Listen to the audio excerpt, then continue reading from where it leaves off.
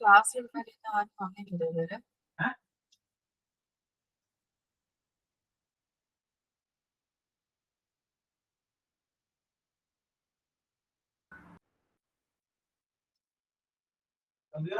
Class എടുക്കാൻ ഇന്ന് ആരും വന്നിട്ടില്ല ഇതുവരെ.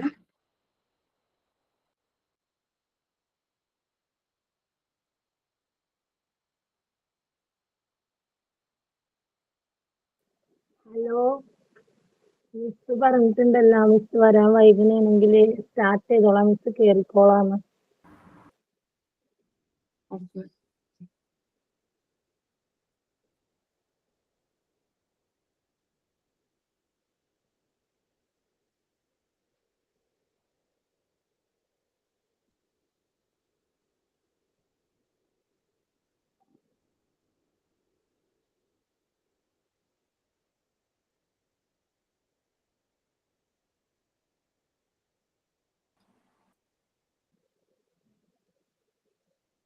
Good afternoon.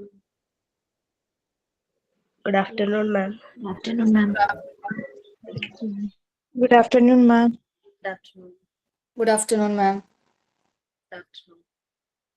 Okay, നിങ്ങൾ പ്രയർ എല്ലാം കഴിഞ്ഞിരുന്നോ? പ്രയർ ചെയ്തോ? No, ma'am. Okay, fine, we can start. ആരാണ് പ്രയർ? മാം ഞാൻ ചെയ്യാം. ഹൃദയരാഗ തന്റെ നീട്ടി സ്നേഹഗീതമേകിയും കർമ്മഭൂമി തളിരിടും വർണ്ണമേകിയും നമ്മിൽ ഈ നാമം ഇന്നു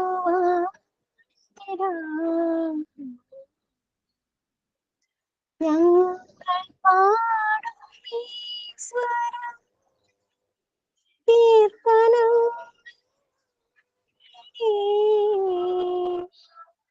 ചോടും ഈ പദം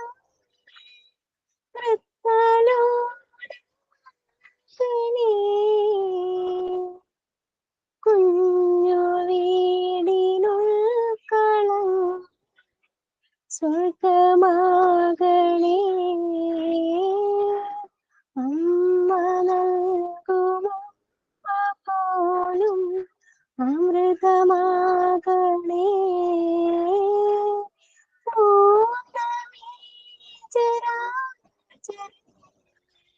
ഗുരുവരം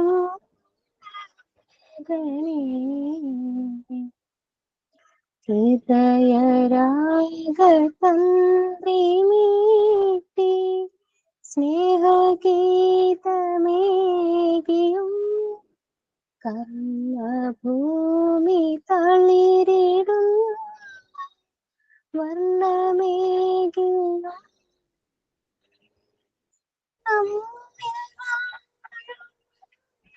നാമം ഇന്നു ആർത്തിടാം.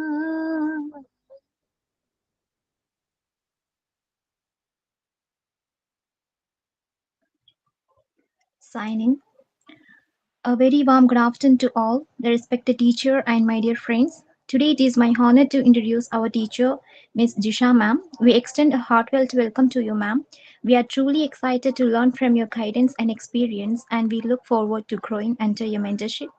Thank you, ma'am, and once again, a very warm welcome to you.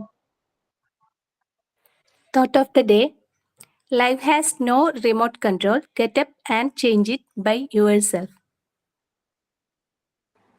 Okay, fine. നിങ്ങൾക്കുള്ള ക്വസ്റ്റ്യൻ ഞാൻ കൊടുത്തിട്ടുണ്ട്. ആരോ മെസ്സേജ് അയച്ചത് എനിക്ക് കിട്ടിയിരുന്നു. മോസ്റ്റ് പ്രോബബ്ലി ഇന്ന് തന്നെ കുറച്ച് കഴിയുമ്പോഴേക്കും അത് നിങ്ങളുടെ ഗ്രൂപ്പിൽ വന്നിട്ടുണ്ടാവും കേട്ടോ. ഓക്കെ, നമ്മൾ എവിടെ വരെയായി?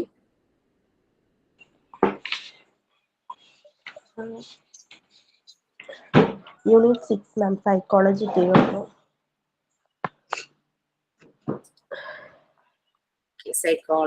സൈക്കോളജി എടുത്തോണ്ടിരിക്കുവാണ് അല്ലേ നമ്മള്? ആ ചാപ്റ്റർ തീർന്നിട്ട് മാം എറിക്സന്റെ 8th സ്റ്റേജ് പറഞ്ഞുകൊണ്ടിരിക്കുവായിരുന്നു. യെസ്. നിങ്ങൾക്ക് ഡെവലപ്മെന്റ് സ്റ്റേജസിൽ ടീച്ചർമാരെ ആരെ കുറിച്ച് ഇങ്ങനെ പറഞ്ഞിട്ടുണ്ടായിരുന്നോ? സൈക്കോ അനാലിസ്റ്റുകളുടെ ആരുടെയെങ്കിലും കാര്യം പറഞ്ഞിരുന്നോ? പിയാഷയുടെ കോഗ്നിറ്റീവ് ഡെവലപ്മെന്റ് റോസ് മാം പറഞ്ഞായിരുന്നു. ഓക്കെ. മേ ബി മിക്കവാറും റിക്സന്റെയും അതുപോലെ തന്നെ വിഗ്ഡോസ്കി പിന്നെ സിഗ്മണ്ട് ഫ്രോയിഡ് പറയുമായിരിക്കും. എന്നാൽ ഞാൻ ജസ്റ്റ് ഒന്ന് അതിന്റെ ഒരു ബ്രീഫിംഗ് ചെയ്യാം, കാരണം സൈക്കോളജി പാർട്ടിൽ അതൊന്ന് അറിഞ്ഞിരിക്കുന്നത് നല്ലതായിരിക്കും. Before that thought of the day പറഞ്ഞപ്പോൾ റിമോട്ട് കൺട്രോളിന്റെ കാര്യം പറഞ്ഞപ്പോൾ എനിക്ക് ജസ്റ്റ് ഒരു കാര്യം ഓർമ്മ വന്നു. പ്രീവിയസ് ബാച്ചുകളിൽ കൊടുത്തിരുന്ന ഒരു അസൈൻമെന്റ് ആയിരുന്നു, the remote control of your happiness is in your hand. If anyone say anything and you feel down, then the remote control of your happiness is in their hand. ഇതിനെപ്പറ്റി നിങ്ങളുടെ views പറയുക. ഇതായിരുന്നു ആ ഒരു assignment. നിങ്ങൾക്ക് അതിനെപ്പറ്റി എന്തെങ്കിലും പറയാനുണ്ടോ? നിങ്ങളുടെ സന്തോഷത്തിന്റെ റിമോട്ട് കൺട്രോൾ നിങ്ങളുടെ കയ്യിൽ തന്നെയാണ്. ആരെങ്കിലും എന്തെങ്കിലും പറഞ്ഞത് കേട്ട് ഡൗൺ ആയി വിഷമിച്ച് ടെൻഷൻ അടിച്ചാൽ അതിന്റെ അർത്ഥം നിങ്ങളുടെ സന്തോഷത്തിന്റെ റിമോട്ട് കൺട്രോൾ അവരുടെ കയ്യിലാണ്. എന്താണ് നിങ്ങളുടെ അഭിപ്രായം? ശരിയല്ലേ മാം?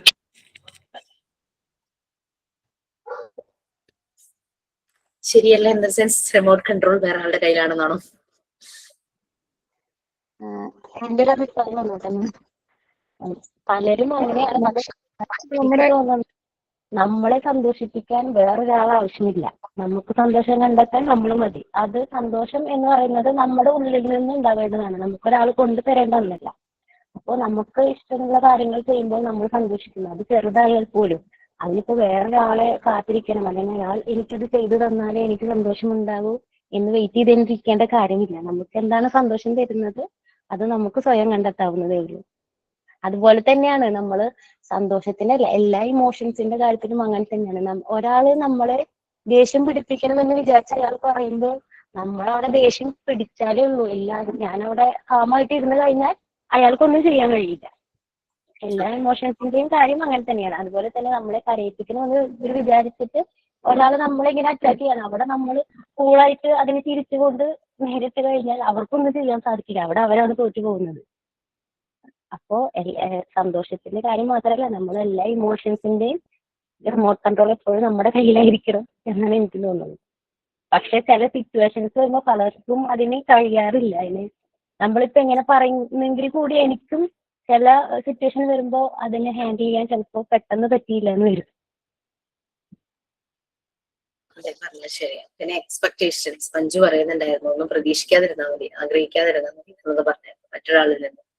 ബട്ട് സംടൈംസ് നമ്മൾ ആരോടെങ്കിലും ഒന്ന് വളരെ ക്ലോസ് ആണ്, അവരുടെ ഭാഗത്ത് നിന്ന് നമുക്ക് വിഷമം ഉള്ള ഒരു കാര്യം വരുമ്പോ ഇൻ ദാറ്റ് കേസ് അല്ലെ, ആ ഒരു സമയത്ത് നമ്മളുടെ സന്തോഷം എന്ന് പറയുന്നത് depends on that persons actions, അല്ലെങ്കിൽ ആളുടെ രീതികൾ അല്ലെ. അങ്ങനെ വരാറുണ്ട് അല്ലെ, അങ്ങനെ വരാറുണ്ട്. അത് പക്ഷെ എല്ലായ്പ്പോഴും വഴി കൂടെ പോണവരും ആരും നമുക്ക് ഒരു കമ്മിറ്റ്മെന്റും ഇല്ല, നമ്മളെ സംബന്ധിച്ച് വലിയ കണക്ഷൻസ് ഒന്നും ഇല്ലാത്ത ഒരാള് പറയുന്നത് കേട്ടിട്ട് ഡൗൺ ആവേണ്ട ആവശ്യമില്ല.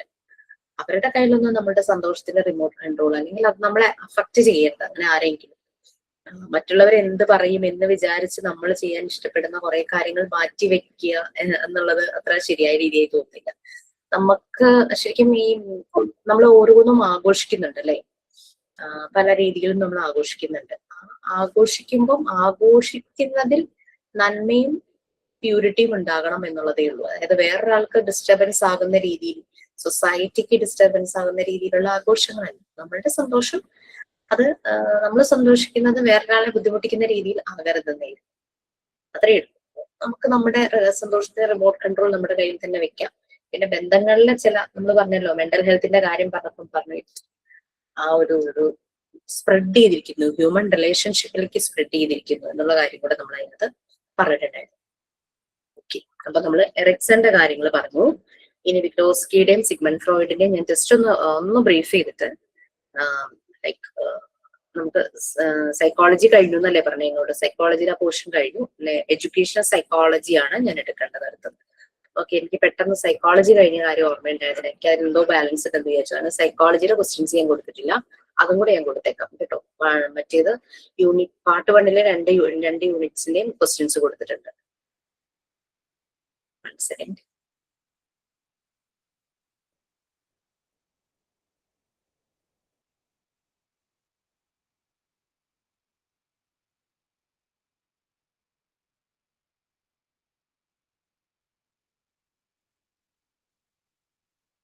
കോഗ്നിറ്റീവ് ഡെവലപ്മെന്റ് നിങ്ങൾ പറഞ്ഞു അറിയാം അല്ലെ? ഫ്രോയിഡ്, വിഗ്ഡോസ്കി.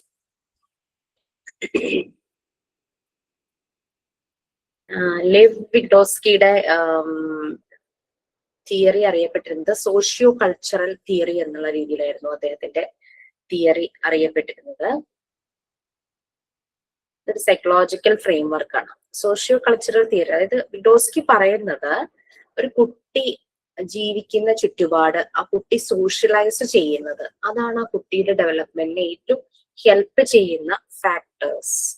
അതായത് നമ്മളുടെ ഫാമിലിയിലെ ഒരു ക്ലൈമറ്റ്, ചില ഫാമിലിയിൽ ഭയങ്കര ഒരു ബോണ്ടിങ് ആയിരിക്കും. ഭക്ഷണം കഴിക്കുന്നതിന് പ്രാർത്ഥിക്കുന്നു, അവർ പ്രെയറിൽ ഒരുമിച്ച്, എല്ലാ കാര്യങ്ങളിലും ഒരുമിച്ച്, ഫുഡ് കഴിക്കുന്നത് ഒരുമിച്ച്, എന്റർടൈൻമെന്റ് ഒരുമിച്ച്, അങ്ങനെയുള്ള കാര്യങ്ങൾ. പിന്നെ വീട്ടില് പല രീതിയിലുള്ള ചെറിയ ചെറിയ പണികൾ ഉണ്ടാവും. അതായത് ഇപ്പം ഫാം ഒക്കെ ഉള്ളവരാണെങ്കിൽ, ഇപ്പൊ കോഴി, പശു അങ്ങനെയൊക്കെ ഉള്ളവരാണെങ്കിൽ അങ്ങനെ വീട്ടിലെ ജോലികൾ എല്ലാവരും കൂടെ ചേർന്ന് ഷെയർ ചെയ്ത് ചെയ്യുന്നു. അപ്പൊ അങ്ങനെ ഒരു കൾച്ചറിൽ ജീവിക്കുന്ന ഒരു കുട്ടിയുടെ ഡെവലപ്മെന്റ് വളരെ നല്ല രീതിയിൽ പ്രോഗ്രസീവ് ആയിട്ട് മുന്നോട്ട് പോകുന്നായിരുന്നു ഈ വിഗ്ഡോസ്കി പറയുന്നത്. അതായത് കുട്ടിയുടെ പാരന്റ്സ്, കെയർ ഗീവേഴ്സ് വേറെ ആരെങ്കിലും ഉണ്ടെങ്കിൽ അത്, പീർ ഗ്രൂപ്പ്, അതുപോലെ തന്നെ ആ ഫാമിലി ഫോളോ ചെയ്യുന്ന കൾച്ചർ, ഇതെല്ലാം ആ ഒരു കുട്ടിയെ പ്രോഗ്രസ്, ആ ഒരു ഡെവലപ്മെന്റിനെ കാരണമാകും.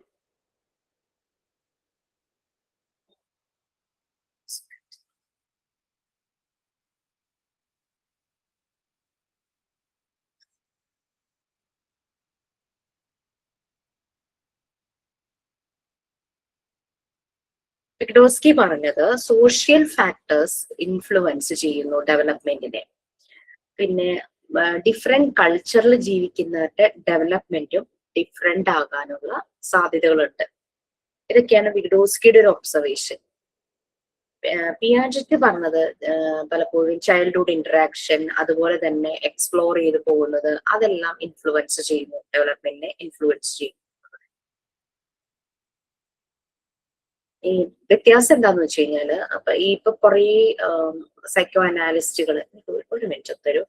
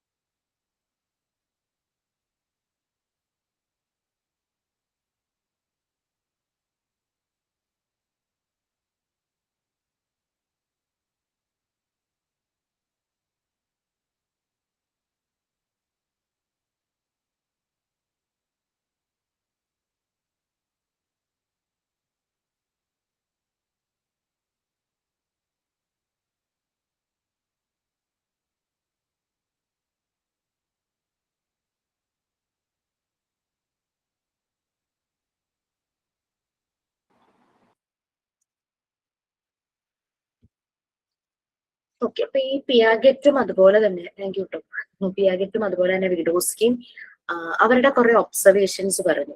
ഇപ്പോ റീസെന്റ് ചൈൽഡ് ഡെവലപ്മെന്റിനെ കുറിച്ചും സൈക്കോളജിയെ കുറിച്ചും, ഇപ്പൊ നമ്മളെ പോലെ തന്നെയും അതല്ലാതെയും ഈ ഒരു മേഖലയിലുള്ളവര് അത് റിസർച്ച് ചെയ്ത് അനലൈസ് ചെയ്തപ്പോ അവരുടെ ഒരു ഒബ്സർവേഷൻ എന്താണെന്ന് വെച്ച് കഴിഞ്ഞാല്, വിഗ്ഡോസ്കി വളരെയധികം സോഷ്യലൈസ് ചെയ്യുന്ന ഒരു ഫാമിലിയിൽ നിന്നുള്ള ഒരാളായിരുന്നു. വളരെയധികം ഇന്ററാക്ട് ചെയ്യുന്ന, അതായത് ഫാമിലി മെമ്പേഴ്സ് ധാരാളം ഉണ്ടായിരുന്നു, അവരുടെ റിലേഷൻഷിപ്പ് കൂടുതലായിരുന്നു. അങ്ങനെ ഒരു ഫാമിലിയിലാണ് വിഗ്ഡോസ്കി വളർന്നു വന്നത്. അതുകൊണ്ടാണ് അദ്ദേഹം ഈ രീതിയിലാണ് ചൈൽഡ് ഡെവലപ്മെന്റ് എന്ന് പറയുന്നത്. അതേസമയം പിയാജറ്റ് ഒരു സിംഗിൾ ചൈൽഡ് ആയിരുന്നു, ഒറ്റയ്ക്ക് വളർന്ന ഒരു കുട്ടിയാണ്. അതാണ് പിയാജറ്റ് കുറച്ചൊരു സിസ്റ്റമാറ്റിക് ആയിട്ട് ഇങ്ങനെ ഈ ഒരു ഏജിൽ ഈ കാര്യങ്ങളെല്ലാം സംഭവിക്കും ആ രീതിയിൽ പറഞ്ഞത്. വിഗ്ഡോസ്കി അത് സോഷ്യോ കൾച്ചറുമായിട്ടും സോഷ്യലൈസ് ചെയ്യുന്നതുമായിട്ടും റിലേഷൻഷിപ്പിൽ ഉള്ള ആ ഒരു കണക്ഷൻസ് വെച്ചിട്ടുമാണ് ചൈൽഡ് ഡെവലപ്മെന്റിനെ വിഗ്ഡോസ്കി ഒബ്സർവ് ചെയ്യുന്നത്. അത് ക്ലിയർ ആയോ? രണ്ടുപേരും വളർന്നു വന്ന സാഹചര്യങ്ങൾ വ്യത്യസ്തമായതുകൊണ്ടാണ് അവരുടെ ഒബ്സർവേഷൻ ആ ഒരു രീതിയിലായെന്നാണ് ഇപ്പോ പല സൈക്കോ അനാലിസ്റ്റുകളും റിസർച്ചേഴ്സും പറഞ്ഞത്. ഇവരുടെ രണ്ടുപേരുടെയും ഇത് കമ്പയർ ചെയ്തിട്ട് പറഞ്ഞത്. ഓരോ ഫിക്സഡ് സ്റ്റേജ് ഒക്കെ ആയിട്ടാണ് പിയാജറ്റ് ഒരു സയന്റിഫിക് ആയിട്ട് ഫിക്സഡ് സ്റ്റേജ്, ഈ വയസ്സ് തുടങ്ങി ഈ വയസ്സ് വരെ ഇങ്ങനെ, ഈ വയസ്സ് തുടങ്ങി ഈ വയസ്സ് വരെ ഇങ്ങനെ ഇങ്ങനെ അങ്ങനെയുള്ള രീതിയിൽ പറഞ്ഞു. അതേസമയം വിഗ്ഡോസ്കി സോഷ്യൽ ഇന്ററാക്ഷന് കൂടുതൽ പ്രാധാന്യം നൽകി. അതുകൊണ്ടാണ് കുട്ടികളുടെ ഡെവലപ്മെന്റ് ആ ഒരു രീതിയിലാണ് നല്ല രീതിയിൽ പോകുന്നത്. അത് വീട്ടിലാണെങ്കിലും ശരി, ക്ലാസ് റൂമിലാണെങ്കിലും ശരി. ഇതാണ് വിഗ്ഡോസ്കിയുടെ രീതികൾ. സോഷ്യലൈസേഷൻ ആണ് കുട്ടികളെ ഡെവലപ്പ് ചെയ്യുന്നത്. അത് ആ കുട്ടി വളർന്നു വരുന്ന ആ സമയങ്ങളിൽ ആരൊക്കെയായിട്ടാണ് കുട്ടി കണക്റ്റഡ് ആകുന്നത്, അതെല്ലാം കുട്ടിയുടെ ഡെവലപ്മെന്റിനെ ഹെൽപ്പ് ചെയ്യുന്നു. ഇത്രയേ ഉള്ളൂ വിഗ്ഡോസ്കിയുടെ കാര്യം. ഇനി സിഗ്മണ്ട് ഫ്രോയിഡിന്റെ ഒബ്സർവേഷൻസ് ആണ്.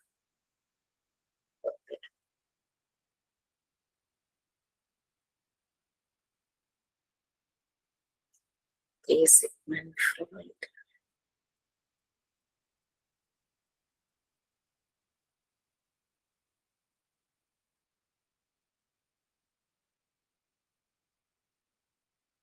സിഗ്മണ്ട് ഫ്രോയിഡിന്റെ സൈക്കോസെക്ഷൽ ഡെവലപ്മെന്റ് എന്നുള്ള രീതിയിലാണ് ഫ്രോയിഡ് കണ്ടത്. ഫ്രോയിഡിന്റെ ഒബ്സർവേഷനെ വളരെയധികം ക്രിട്ടിസൈസ് ചെയ്തിരുന്നു ആളുകൾ. കാരണം ഫ്രോയിഡ് 2 കാറ്റഗറിയെ പറ്റി മാത്രമാണ് സംസാരിച്ചതെന്നാണ് പറഞ്ഞത്. അതായത് മെയിൽ, ഫീമെയിൽ, വേറെ അതർ ജെൻഡേഴ്സിനെ പറ്റിയൊന്നും പറഞ്ഞിട്ടില്ല. അതിൽ തന്നെ ഫ്രോയിഡ് മെയിലിനെ ഫോക്കസ് ചെയ്തിട്ടാണ് പറഞ്ഞതെന്നാണ് പറയുന്നത്. ആൺകുട്ടികളെ ഫോക്കസ് ചെയ്തിട്ടാണ് ഫ്രോയിഡ് എല്ലാം ഡെവലപ്മെന്റ് സ്റ്റേജസിനെ പറഞ്ഞത്. പക്ഷെ അങ്ങനെയല്ല, നമ്മളെ സംബന്ധിച്ച് ജെൻഡേഴ്സ് പലതാണ്, മെയിൽ, ഫീമെയിൽ, പിന്നെ അതർ ജെൻഡേഴ്സ് എല്ലാം ഉണ്ടല്ലോ. അപ്പൊ അങ്ങനെ ഒരു ഓവറോൾ ആയിട്ട് ഫ്രോയിഡ് ഒന്നും പറഞ്ഞില്ല എന്നുള്ള രീതിയിലാണ് സൈക്കോ അനാലിസ്റ്റുകൾ ഫ്രോയിഡിന്റെ ഡെവലപ്മെന്റ് സ്റ്റേജസിനെ ക്രിട്ടിസൈസ് ചെയ്തത്. കാണുന്നില്ല.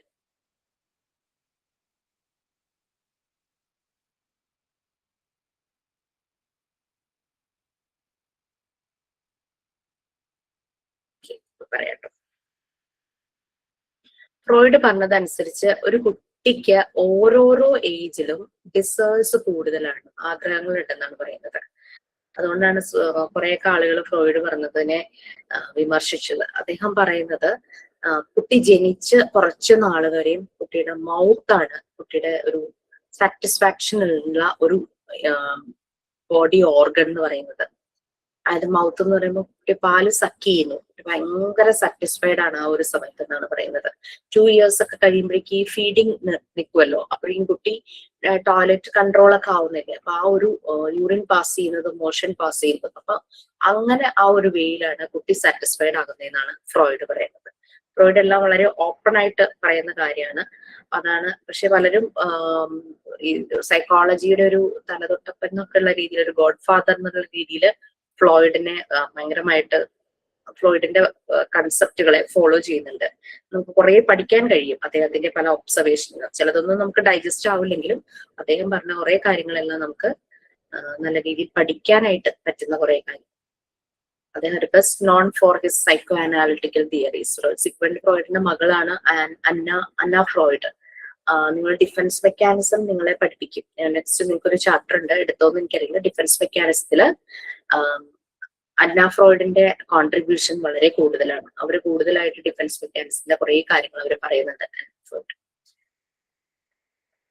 ഫ്രോയിഡ് പറയുന്നത് കുട്ടികൾ കുറെ സീരീസ് ഓഫ് സൈക്കോസെക്ച്വൽ സ്റ്റേജിലൂടെയാണ് കടന്നു പോകുന്നത്. പിയാജറ്റ് കോഗ്നിറ്റീവ് ഡെവലപ്മെന്റ് എന്ന് പറഞ്ഞു, വിഗ്ഡോസ്കി എന്താ പറയാ സോഷ്യോ കൾച്ചറൽ സ്റ്റേജസ് എന്ന് പറഞ്ഞു, എറിക്സണും അദ്ദേഹത്തിൻ്റെതായ രീതിയിൽ ആ ഒരു സ്റ്റേജസ് സോഷ്യോ ഡെവലപ്മെന്റ് സ്റ്റേജസ് എന്നുള്ള രീതിയിൽ അദ്ദേഹം പറഞ്ഞു. ഫ്രോയിഡ് പറഞ്ഞത് സൈക്കോസെക്ഷൽ ഡെവലപ്മെന്റ് എന്നുള്ള രീതിയിൽ. അതിനെ അദ്ദേഹം 5 ആയിട്ടാണ് ഡിവൈഡ് ചെയ്തത്. ഫസ്റ്റ് 1 ഓറൽ സ്റ്റേജ്, ആ ഒരു ബർത്ത് തുടങ്ങിയിട്ട് 1-2 years ഒക്കെ നമ്മുടെ ഇവിടെ ലൈക്ക് കുട്ടികൾ ഫീഡ് ചെയ്യുന്ന ഒരു ടൈം. പിന്നെ ആനുവൽ സ്റ്റേജ് 1 to 3, ആ ഒരു 1 year ഒക്കെ ആകുമ്പോൾ ഒരു കൺട്രോൾ ഒക്കെ വരുമല്ലോ, യൂറിൻ മോഷൻ അതിനൊക്കെ. അപ്പൊ ആ ഒരു ഇതാണ് അദ്ദേഹം പറഞ്ഞത്. ഫാലിക് സ്റ്റേജ് ഒരു 3 to 6 years. പിന്നെ latent period 6 to puberty. Genital stage puberty to death. നിങ്ങൾക്ക് ഇതിന്റെ ലിങ്ക്സ് എല്ലാം ഞാൻ ഷെയർ ചെയ്ത് തരാം. ടീച്ചർ പിയാജറ്റിന്റെ ലിങ്ക് ഷെയർ ചെയ്തിട്ടുണ്ടായിരുന്നു. ബി എഡ് ഒക്കെ പഠിക്കുന്നവരുണ്ടെങ്കിൽ അവരുടെ കയ്യിൽ അതിന്റെ ഒക്കെ നല്ല നോട്ട്സ് കാണും. അവർക്ക് നല്ല രീതിയിൽ പഠിക്കാനായിട്ടുണ്ട്. First stage oral stage, birth തുടങ്ങി ഒരു 1 year, അതിന് മൗത്താണ് അവരുടെ ആ ഒരു ഇൻസ്ട്രുമെന്റ് എന്ന് പറയാം, ആ ഒരു ഓർഗൻ അവരെ സാറ്റിസ്ഫൈ ചെയ്യുന്നത് ത്രൂ മൗത്ത്. എന്ത് കിട്ടിയാലും വായിൽ വെക്കുന്ന ഒരു ഏജ് ആണല്ലോ അത്. പിന്നെ പാലെപ്പോഴും സക്ക് ചെയ്യുന്നത് നമുക്ക് കാണാം. കുട്ടി കുപ്പിയിൽ നിന്ന് പാല് കുടിക്കുകയാണെങ്കിലും അല്ലാതെ അമ്മ ഫീഡ് ചെയ്യുവാണെങ്കിലും ഭയങ്കര കാമാകുന്ന ഒരു ടൈമാണ് അല്ലെ അത്. അവരുടെ വിശപ്പ് ഒതുങ്ങുന്നതും അവർ ഭയങ്കരമായിട്ട് അത് ആസ്വദിച്ച് ചെയ്യുന്ന ഒരു process. Next annual stage 1 to 3 year, ആ ഒരു സമയത്ത് ബവൽ ആൻഡ് ബ്ലാഡർ കൺട്രോൾ, അവരുടെ ആ ഒരു മോഷൻ, യൂറിൻ അതിന്റെയൊക്കെ കൺട്രോൾ വരുന്നു. ടോയ്ലറ്റ് ട്രെയിനിങ് ഒക്കെ പ്രോപ്പർ ആകുന്ന ഒരു ഏജ് ആണ്. അപ്പൊ അതൊക്കെ അവർ നല്ല രീതിയിൽ പ്രോപ്പർ ആയിട്ട് അവരുടെ ആ കൺട്രോൾ വരുമ്പോൾ കുട്ടികൾ ഭയങ്കര സാറ്റിസ്ഫൈഡ് ആയിരിക്കും. അല്ലാത്തതിന്റെ റിസൾട്ട് നമ്മൾ നേരത്തെ ഒരു സ്റ്റേജിൽ പറഞ്ഞിട്ടുണ്ടായിരുന്നു. ഷെയിം അല്ലെ, അവർക്ക് അത് കൺട്രോൾ ചെയ്യാൻ പറ്റുന്നില്ല, അറിയാതെ പോകുന്നു, അങ്ങനെയൊക്കെ വരുമ്പോൾ ഷെയിം ആണ് അതിന്റെ റിസൾട്ട്. ശരിക്കും മറ്റവർ പറഞ്ഞതിന്റെ പോലെ തന്നെയാണ് സിഗ്മണ്ട് ഫ്രോയിഡും പറഞ്ഞത്. ബട്ട് അദ്ദേഹം അതൊരു സെക്ഷൽ അനാലിസിസിലൂടെയാണ് പറഞ്ഞത്. Phallic stage, that is 3 to 6 years, അവർ ഭയങ്കര ക്യൂരിയസ് ആവുന്ന സമയമാണ്. അവരുടെ ബോഡി ഓർഗൻസിനെ വെച്ച് അവർക്ക് ഭയങ്കര ക്യൂരിയോസിറ്റി വരുന്ന സമയം. അവരുടെ ജെനിറ്റൽസ് അതൊക്കെ ഡെവലപ്പ് ആകുന്ന ഒരു ടൈമാണ്. അപ്പൊ ആ സമയത്ത് ഭയങ്കര ക്യൂരിയസ് ആയിരിക്കും ബോഡി ഇത് പാട്ട്. പിന്നെ 6 to puberty, ആ ഒരു സ്റ്റേജ് എന്ന് പറഞ്ഞു കഴിഞ്ഞാൽ അവർ ശരിക്കും ഭയങ്കര ആക്റ്റീവ് ആവുന്ന ടൈം. സ്പോർട്സ് അങ്ങനെയുള്ള കാര്യങ്ങളിലൊക്കെ വളരെ ആക്റ്റീവ് ആവുന്ന ടൈം.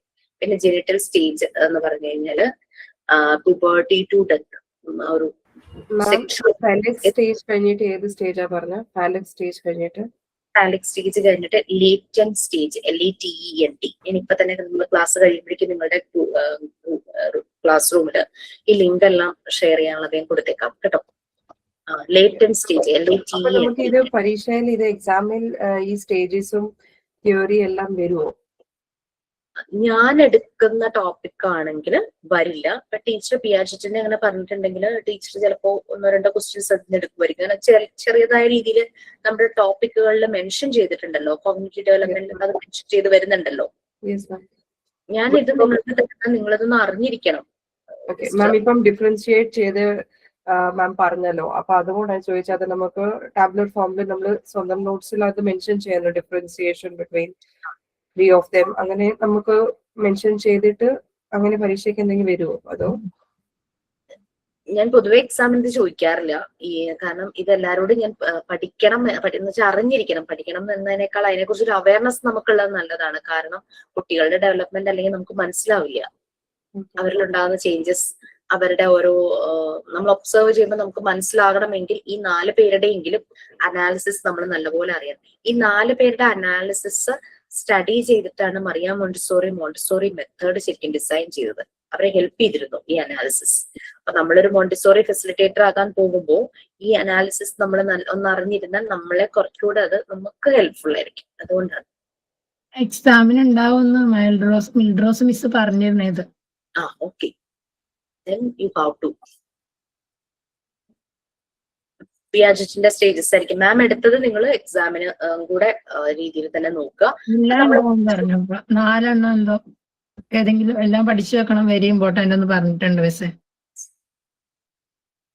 മാം അതൊന്ന് മാം ഇപ്പം എക്സ്പ്ലെയിൻ ചെയ്ത കുറച്ചും കൂടി സ്പീഡ് കുറച്ച് നമുക്ക് ഇച്ചും കൂടി എക്സ്പ്ലെയിൻ ചെയ്യുകയാണെങ്കിൽ നമുക്ക് കുറച്ച് ബെറ്റർ ആയിട്ട് മനസ്സിലാകും. ബിക്കോസ് ഇപ്പൊ മാം പഠിപ്പിച്ച എല്ലാം ഒത്തിരി സ്പീഡായിട്ട് അങ്ങ് പറഞ്ഞു പോകുമായിരുന്നു. ആൾക്കാരുടെ പേര് പോലും നമുക്ക് ക്ലിയർ ആവണില്ല, കേൾക്കാത്ത പേരായോണ്ടേ പേര് പോലും PDF തരാന്ന് പറഞ്ഞുകൊണ്ട് കുഴപ്പമില്ല. ഇതുവരെ പഠിപ്പിച്ച് മൊത്തം സ്പീഡായിട്ട് അങ്ങ് പറഞ്ഞു പോയത് കൊണ്ട് ഒട്ടുമേ മനസ്സിലായിട്ടില്ല. എല്ലാം മേളിൽ പറഞ്ഞാൽ ഞാൻ ഏതൊക്കെ പറയണം? എല്ലാ സ്റ്റേജസ് ആണോ പറയണ്ടത്? എല്ലാവരുടെയും പറയണോ? പിയാജറ്റിന്റെ അതുപോലെ തന്നെ എറിക്സന്റെയും വിഗ്ഡോസ്കി, ഫ്രോയിഡ്, ഈ 4 പേരുടെയും ഇനി ഒന്നുകൂടെ പറയണം എന്നാണ് പറയുന്നത്. യെസ് മാം, ബിക്കോസ് മാം ഒത്തിരി സ്പീഡിലാ പറഞ്ഞത്, അപ്പൊ നമുക്കൊന്നും പിടികിട്ടുന്നില്ല. Okay fine, very sorry. ഞാൻ ഫ്രോയിഡിന്റെ ഞാൻ പറഞ്ഞിട്ട് I will back to them. Okay.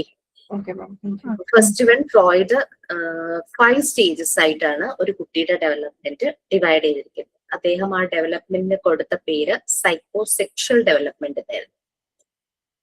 ആ സ്റ്റേജസ് സൈക്കോസെക്ഷൽ സ്റ്റേജസ് ആണ്. ഒരു ചൈൽഡ് ഡെവലപ്മെന്റിനെ ഫ്രോയിഡ് എങ്ങനെ ഡിവൈഡ് ചെയ്തു എന്നുള്ളതാണ് ഇതിൽ വരുന്നത്, സൈക്കോ സെക്ഷൽ ഡെവലപ്മെന്റ്. അതിൽ first stage that is oral stage ആണ്. ഓറൽ ത്രൂ മൗത്ത് അല്ലെ, that is birth to 1 year. ജനിച്ച അപ്പൊ തുടങ്ങി 1 വയസ്സ് വരെയുള്ളതാണ് ഓറൽ സ്റ്റേജ്. അത് നമ്മളുടെ ഇൻസ്ട്രുമെന്റ് മീൻസ് അവർക്ക് സാറ്റിസ്ഫാക്ഷൻ കൊടുക്കുന്ന അവരുടെ ബോഡി ഓർഗൻ എന്ന് പറയുന്നത് മൗത്താണ്. അപ്പോ അവര് സക്ക് ചെയ്യുന്നത്, ഒരു ഫീഡിങ് എല്ലാം അതാണ്. പിന്നെ കയ്യിൽ കിട്ടുന്നതെല്ലാം വായിലേക്ക് പോകുന്ന ഒരു പ്രായം. അത് നമുക്കറിയാലോ, ആ ഒരു ടൈമില് കുട്ടികൾ അങ്ങനെ. ഇതിന് ഇറോജിനിയസ് സോൺ എന്ന് പറയും. അതൊക്കെ നിങ്ങൾ ലിങ്ക് കിട്ടുമ്പോ ഓർത്താ മതി. ഈ ഏജ് റേഞ്ച് ഒന്ന് ഓർത്തിരിക്കുക. ഓറൽ സ്റ്റേജ് എന്നാണ് ഫസ്റ്റ് സ്റ്റേജിന്റെ പേര്. ബർത്ത് തുടങ്ങി 1 ഇയർ വരെയാണ് അവരുടെ ബോഡി ഓർഗൻ. ആ ഒരു സ്റ്റേജിലെ മെയിൻ ബോഡി ഓർഗൻ എന്ന് പറയുന്നത് മൗത്ത് ആണ്. അവരുടെ പ്രൈമറി സോഴ്സ് ഓഫ് ഇന്ററാക്ഷൻ മൗത്തിലൂടെയാണ് വരുന്നത്. ഈ ഒരു സമയത്ത് അവർ സക്ക് ചെയ്യുന്നത് എല്ലാം, പിന്നെ എന്തെങ്കിലും ഭക്ഷണം കഴിക്കുന്നത്, ഫീഡ് ചെയ്യുന്നു, എന്തെങ്കിലും അങ്ങനെ ഉള്ള കാര്യങ്ങളെല്ലാം നടക്കുന്നത്, ടേസ്റ്റ് ചെയ്യുന്നു, സക്ക് ചെയ്യുന്നു, ഇതെല്ലാം. പിന്നെ ഈ ഒരു ടൈമിൽ നമുക്കറിയാം കുട്ടികൾ എൻറ്റയർലി ഫുള്ളി ആയിട്ട് ഡിപ്പെൻഡന്റ് ആണ്. അവരുടെ കെയർ ഗിവേഴ്സിനെ വല്ലാതെ ഡിപ്പെൻഡ് ചെയ്യുന്നു. കെയർ ഗിവർ എന്ന് പറഞ്ഞാൽ who are responsible for feeding the child.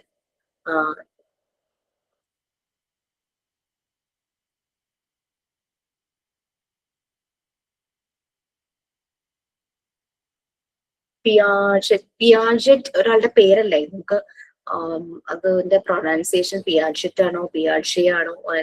എനിക്ക് I M very bad in pronouncing names. Okay, very sorry. Piaget or പിയാഷെ, വാട്ട് എവർ നിങ്ങൾക്ക് ഏതാ കറക്റ്റ് തോന്നുന്നത്, you can use that. Okay okay please. അതായിരുന്നു doubt. വേറെ doubt ഒന്നും ഇല്ലായിരുന്നല്ലോ? Rose മാം പറഞ്ഞിരുന്നു പിയാഷയാണ്, പിയാഷെറ്റ് എന്ന് പറയരുത് എന്നുള്ളത്. ഈ സൈലന്റ് ആയിരിക്കും. മാം അത് പിയാഷെ എന്നാ മാം പറയുന്നത്. പിയാഷെ. പിയാഷ് ഏത് നാട്ടുകാരന്? അതറിയില്ല മാം, ബിഎഡിന് പഠിച്ച ഓർമ്മയുണ്ട്. ഓ, നിങ്ങൾ ബിഎഡിന് നല്ല നോട്ട്സ് ഉണ്ടാവുമല്ലോ കയ്യില്. Please share with others. ഇല്ല മാം, എനിക്കൊരു 10 ഇയർ അബോവ് ആയി ഞാൻ കഴിഞ്ഞിട്ട്. ആണോ? പിയാഷെയുടെ അല്ലാതെ വേറെ ഏത് സൈക്കോ അനാലിസ്റ്റുകളുടെ നിങ്ങൾ പഠിച്ചത്? ഫ്രോയിഡിന് പഠിച്ചിട്ടുണ്ട്. പിന്നെ ഫ്രോയിഡ്, വിഡോസ്കി. വിഡോസ്കി പഠിച്ചിട്ടുണ്ട്. ടെക്സ്റ്റില് കാണുമായിരിക്കുമല്ലോ, ടെക്സ്റ്റിലെ കയ്യില്. ടെക്സ്റ്റ് ഞാൻ വീട് മാറിയപ്പോ പോയി മാം എന്റെ കയ്യിൽ നിന്ന്. ഞാൻ ഇപ്പോഴാ സങ്കടം വരുന്നത്. ഇതെല്ലാം ഉണ്ടായിരുന്നു, നല്ല നോട്ടുകളും ആയിരുന്നു നമുക്ക് അന്ന്. അതെ, കാരണം ബി എഡിൽ അത് ഉണ്ടെന്ന് എനിക്കറിയാം. ഏതോ ഒരു ക്ലാസ്സിൽ ഇതുപോലെ ഒരു കുട്ടി ഇത് പറഞ്ഞിരുന്നു, ബി എഡിൽ അവർക്ക് പഠിക്കാനുണ്ടെന്ന്. പിന്നെ പിയാഷെയുടെ തന്നെ ഈ സ്റ്റേജസ് അവരുടെ ടെക്സ്റ്റിൽ 5 സ്റ്റേജ് ആയിട്ട് എന്തോ കൊടുത്തിട്ടുണ്ടെന്നോ അങ്ങനെയും ഒരു ഡൗട്ട് പറഞ്ഞിരുന്നു. നമ്മൾ 4 സ്റ്റേജസ് ആയിട്ടല്ലേ നമ്മൾ കണ്ടത്.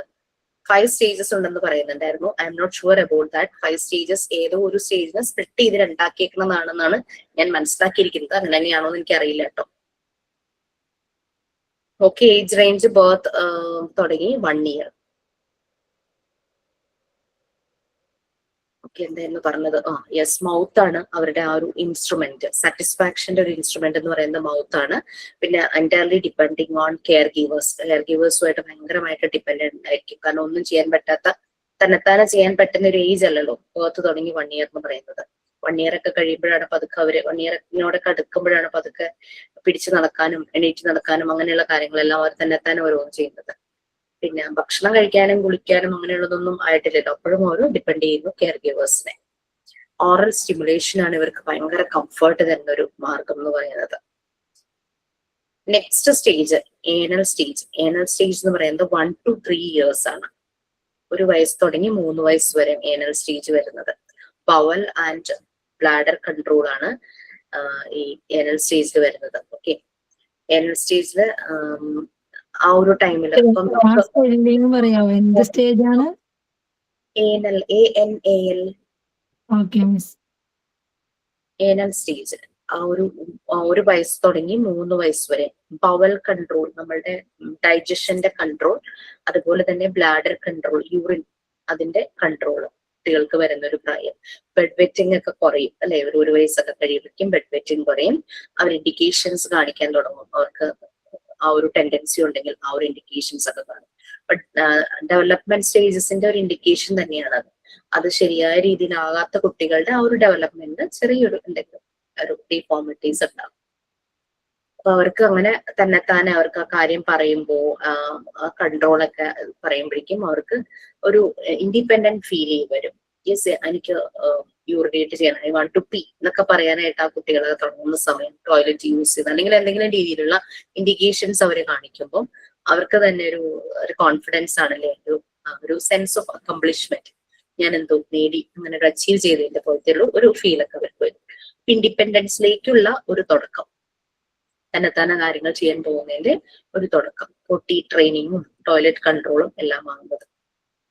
ഈ ഒരു സമയത്ത് സക്സസ് ആണെങ്കിൽ, അതായത് കുട്ടിക്ക് ഇതിന്റെ കൺട്രോൾ എല്ലാം ഉണ്ട്, കുട്ടി ബെഡ് വെറ്റിംഗ് ഒക്കെ നിർത്തി, അങ്ങനെ അത് വരുന്നതിന് ടെൻഡൻസി തോന്നുന്നതിന് മുമ്പ് തന്നെ കുട്ടി അതിനുള്ള ഇൻഡിക്കേഷൻ അല്ലെങ്കിൽ കുട്ടി അത് ഡിമാൻഡ് ചെയ്യുന്നു, ഇങ്ങനെ പോകണം എന്ന് പറയുവാണെങ്കിൽ, അങ്ങനെ സക്സസ് ആണെങ്കിൽ അതിന് കുറെയൊക്കെ റീസൺ പാരന്റ്സ് തന്നെയാണ്. പാരന്റ്സ് പ്രോപ്പറായിട്ട് ബോഡി ട്രെയിനിങ്ങും ടോയ്ലറ്റ് ട്രെയിനിങ്ങും കുട്ടിക്ക് കൊടുക്കുന്നതുകൊണ്ടാണ്. പിന്നെ പലപ്പോഴും ഇങ്ങനെ ടോയ്ലറ്റ് ശരിയായ രീതിയിൽ യൂസ് ചെയ്യുമ്പോൾ പാരന്റ്സ് എന്ത് ചെയ്യും, കുട്ടികളെ ഒന്ന് അപ്രീഷിയേറ്റ് ചെയ്യും, പ്രൈസ് ചെയ്യും, ഒരു റിവാർഡ് എന്നുള്ള രീതിയിൽ, അങ്ങനെ ഗുഡ് ബോയ് എന്നൊക്കെ പറയും അല്ലെ, ഗുഡ് ഗേൾ എന്നൊക്കെ പറയും. ഓക്കെ, അങ്ങനെ അവരെ എൻകറേജ് ചെയ്യണം. ദാറ്റ് മീൻസ് അവർ കുഞ്ഞാണ്, അപ്പൊ ആ ചെറു പ്രായത്തിലും ആ ഒരു എൻകറേജ്മെന്റ് പോസിറ്റീവ് ഔട്ട്കംസ് ആണ് കൊണ്ടുവരുന്നത്. കുട്ടികൾക്ക് ഒരു കേപ്പബിൾ ആണ്, ഞാൻ കേപ്പബിൾ ആണ്, ഒരു സെൽഫ് പേഴ്സണാലിറ്റി ശരിക്കും ഡെവലപ്പ് ചെയ്യുന്നു. നമുക്കറിയാം പേഴ്സണാലിറ്റി എന്ന് പറയുന്നത് വലുതായിട്ടുണ്ടാകുന്ന കാര്യമല്ല, ചെറിയ പ്രായത്തിൽ തന്നെ കുട്ടികൾക്ക് ഉണ്ടാകണം. ഓരോരോ ഏജിലുള്ള ഡെവലപ്മെന്റ് അടുത്തടുത്ത സ്റ്റേജിലേക്ക് പോകുമ്പോൾ ഉള്ള ഡെവലപ്മെന്റിന് ഹെൽപ്പ് ചെയ്യുകയും ചെയ്യും, അതിൻ്റെതായ റിഫ്ലക്ഷനും ആയിരിക്കും. ഈ ഒരു സമയത്ത് പ്രോപ്പറായിട്ട് ടോയ്ലറ്റ് യൂസ് ചെയ്യാനും അതുപോലെ തന്നെ ബവൽ ബ്ലാഡർ കൺട്രോൾ ശരിയായ രീതിയിലാകാതെ വരികയും ഓട്ടി ട്രെയിനിങ്ങും ടോയ്ലറ്റ് ട്രെയിനിങ്ങും കുട്ടിക്ക് കിട്ടിയിട്ടില്ല എങ്കിൽ കുട്ടികള് പലപ്പോഴും ബെഡ് വെറ്റിംഗ് അതുണ്ടാകും. അവർക്ക് ടെൻഡൻസി വരുന്നതിന് മുമ്പേ അവരിൽ അറിയാതെ അത് പോവുകയും ചെയ്യും, യൂറിനാണെങ്കിലും അങ്ങനെയൊക്കെ വരുമ്പോൾ അവർക്കൊരു ഷെയിം ഫീൽ ചെയ്യും. അത് അവരുടെ കോൺഫിഡൻസ് ലെവലിനെ കുറയ്ക്കും. ചിലപ്പോ അവരെ വഴക്ക് പറയും അല്ലെങ്കിൽ അവരെ പണിഷ് ചെയ്യും ഈ പറയുന്ന പാരന്റ്സ് അല്ലെങ്കിൽ കെയർ ഗീവേഴ്സ് ആരാന്ന് വെച്ച് കഴിഞ്ഞാൽ. പക്ഷെ പ്രോപ്പറായിട്ട് ട്രെയിനിങ് കൊടുക്കേണ്ടത് കെയർ ഗീവേഴ്സ് ആയിരുന്നു. പോസിറ്റീവ് എക്സ്പീരിയൻസ് അത് അവരുടെ ഒരു ബേസ് ആയി മാറുവാണ്. പിന്നീട് ഈ കുട്ടികള് പിന്നീട് വലുതാകുമ്പോൾ കൂടുതൽ പ്രൊഡക്റ്റീവ് ക്രിയേറ്റീവ് അഡൽട്സ് ആയിട്ട് മാറുന്നതിന്റെ ഒരു ബേസ് ആണ് ചെറിയ പ്രായങ്ങളിലുള്ള പോസിറ്റീവ് എക്സ്പീരിയൻസസ്. എന്താ പറയണ്ടേ, ചില പാരന്റ്സ് ഇതുപോലെ എൻകറേജ്മെന്റ് കൊടുക്കില്ല, അവരെ അപ്രൈസ് ചെയ്യില്ല, സപ്പോർട്ട് കൊടുക്കില്ല. ശരിക്കും കുട്ടികൾക്ക് അറിയില്ലല്ലോ എങ്ങനെ ടോയ്ലറ്റ് യൂസ് ചെയ്യണമെന്ന്. നമ്മൾ അതിന് വേണ്ടിയിട്ട് പോട്ടി ട്രെയിനിങ്ങും ടോയ്ലറ്റ് ട്രെയിനിങ്ങും കൊടുത്താലാണ് അവർക്ക് മനസ്സിലാവുള്ളൂ how they can use the toilet properly എന്നുള്ളത്. അപ്പോൾ ചില പാരന്റ്സ് പണിഷ് ചെയ്യും അവരെ. അതൊക്കെ കുട്ടിക്ക് പലപ്പോഴും ഒരു ഷെയിം, കോൺഫിഡൻസ് കുറയുന്നതിന് ഒക്കെ കാരണമാകും. അത് അവരുടെ പേഴ്സണാലിറ്റി ബാധിക്കും. ഇപ്പോഴത്തെ മാത്രമല്ല, അവരുടെ ഫ്യൂച്ചറിലെ പേഴ്സണാലിറ്റിയെ തന്നെ ബാധിക്കും.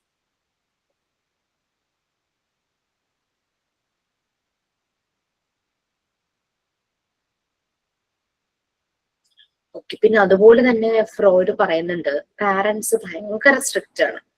ഇപ്പം 2 കേസ് നമ്മൾ പറഞ്ഞു. ആദ്യത്തെ കേസിൽ പാരന്റ്സ് ശരിയായ രീതിയിൽ സപ്പോർട്ട് ചെയ്യുന്നു, ടോയ്ലറ്റ് ട്രെയിനിങ് കൊടുക്കുന്നു, കുട്ടി പ്രോപ്പറായിട്ട് ടോയ്ലറ്റ് യൂസ് ചെയ്ത് വരുമ്പോഴേക്കും കുട്ടിയെ അപ്രൈസ് ചെയ്യുന്നു, കുട്ടിക്ക് റിവാർഡ് കൊടുക്കുന്നു, കുട്ടിയെ എൻകറേജ് ചെയ്യുന്നു. അതൊക്കെ കുട്ടികൾ നല്ലൊരു മാറ്റങ്ങൾ വരുത്തുന്നു പറഞ്ഞു.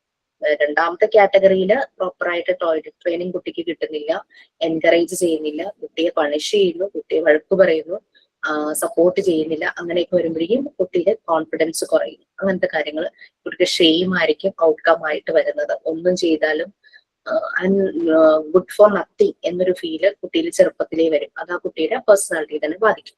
പിന്നെ ചില പാരന്റ്സ് ഭയങ്കര സ്ട്രിക്റ്റ് ആയിരിക്കും, ഒരു പട്ടാളച്ചിട്ട എന്നൊക്കെ പറയുന്ന പോലെ ഭയങ്കര സ്ട്രിക്റ്റും. ടോയ്ലറ്റ് ട്രെയിനിങ് കുറേ നേരത്തെ തന്നെ സ്റ്റാർട്ട് ചെയ്യുന്നു, കുറെ കൂടെ ചെറിയ പ്രായത്തിൽ തന്നെ സ്റ്റാർട്ട് ചെയ്യുന്നു. അങ്ങനെയൊക്കെ വരുമ്പോഴേക്കും അവിടെ ശരിക്കും ഒരു ചെറിയൊരു പേഴ്സണാലിറ്റി ഡിസോർഡർ പോലെ ഉണ്ടാകാൻ ചാൻസ് ഉണ്ടെന്നാണ് ഫ്രോയിഡ് പറയുന്നത്. അങ്ങനെ ഉണ്ടാകുന്ന കുട്ടികൾ പലപ്പോഴും ചില സമയത്ത് ഭയങ്കര ഒബ്സസീവ് ആയിരിക്കും, ചിലപ്പോൾ അവര് ഭയങ്കര റിജിഡ്, അങ്ങനെ ഒരു അഡമന്റ് ആ രീതിയിൽ ഒട്ടും സോഫ്റ്റ് അല്ലാത്ത രീതിയിൽ ഫ്യൂച്ചറിലാകാനുള്ള ചാൻസ് ഉണ്ട് എന്നാണ് ഫ്രോയിഡ് പറയുന്നത്. നമ്മൾ പറഞ്ഞിരുന്നു ഓട്ടോണമി വേഴ്സ് ഷെയിം. ഓട്ടോണമിയുടെ കാര്യം പറഞ്ഞു വരും, എറെക്സന്റെ സ്റ്റേജിലാണെന്നാണ് എൻ്റെ ഒരു ഓർമ്മ.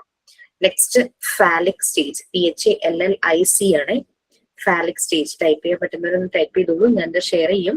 ഫാലിക് സ്റ്റേജിന്റെ ഏജ് റേഞ്ച് എന്ന് പറഞ്ഞു കഴിഞ്ഞാൽ 3 വയസ്സ് തുടങ്ങി 6 വയസ്സ് വരെ, 3ാമത്തെ സ്റ്റേജ് ആണ് കേട്ടോ ഇത്, ഫാലിക് സ്റ്റേജ്. ഈ ഒരു സമയത്ത് ഇവരുടെ ആ ഒരു അതുമായിട്ട് കണക്ട് ചെയ്യുന്ന ബോഡി ഓർഗൻ എന്ന് പറയുന്നത് ജെനിറ്റൽസ് ആണ്.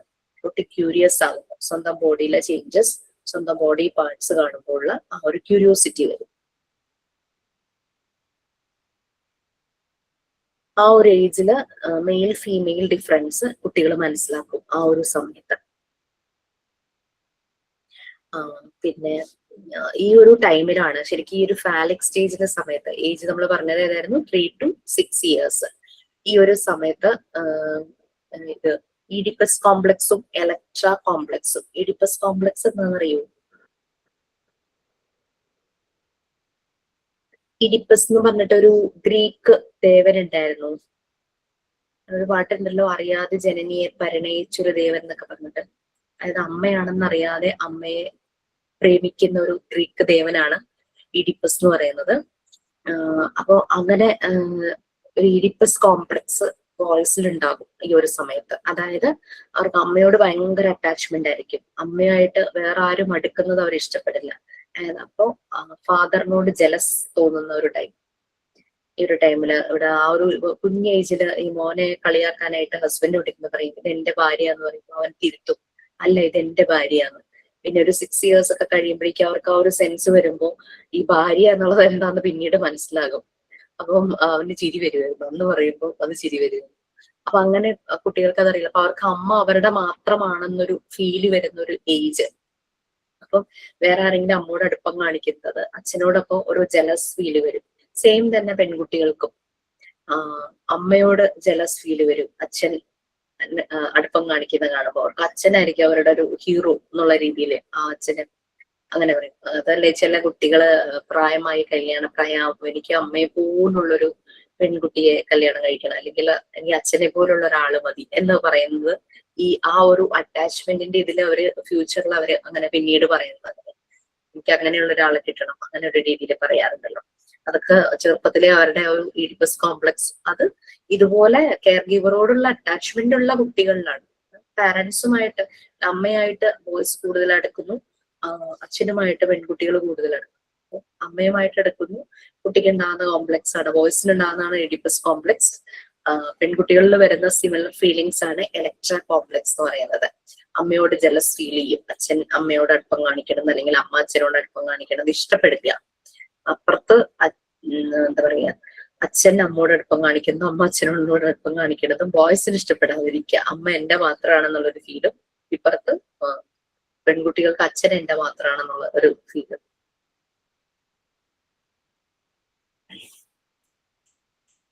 അപ്പൊ അത് ഫ്രോയിഡ് കുറെ കൂടെയൊക്കെ ഇങ്ങനെ കുറച്ചുകൂടെ സെക്ഷുവാലിറ്റിയുമായിട്ട് കണക്ട് ചെയ്ത് പറയുന്നുണ്ട്. അതൊക്കെയാണ് കുറെയൊക്കെ ക്രിറ്റിസിസത്തിന് കാരണമാകുന്നത്.